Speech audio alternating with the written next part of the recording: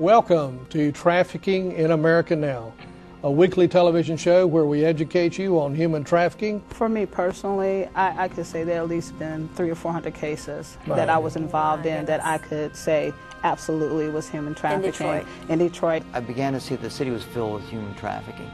A lot of students come in as summer students to get a job in a student exchange, and the people who bring them in, they process them, they take their passports, they lock them up, and now they won't give them back to them, and then they basically have free reign of what they want to do with them.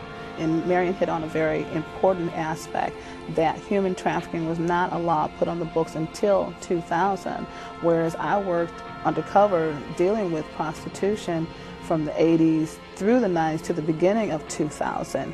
And so I look back now and I'm like, oh my gosh, you know, I had no idea that's what it was. We just looked at it as a prostitute, and you always thought of the person who was prostituting as one of the criminals. But now you look at it and you see that's the victim, where they're forced into this. Well, we talked earlier about the incremental slide that happens, you know, magazine, video, person.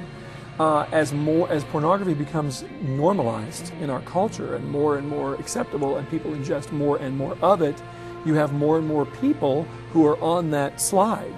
And as those people reach that point where they need a person, then it becomes, you know, obviously there's a greater demand. And a lot of these students get caught in human trafficking, and it's pretty horrible. A lot of the people who are stuck in human trafficking get sent here, and we, the Americans, are the consumers, you know, of human trafficking.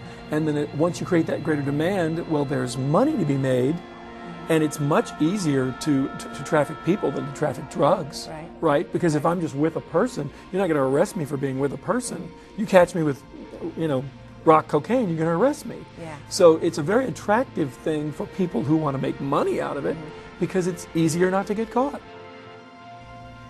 So the whole issue then is just mind-boggling. You know, there's just a lot that we need to be doing in regard to this issue. Well, we're going to continue this program again next week.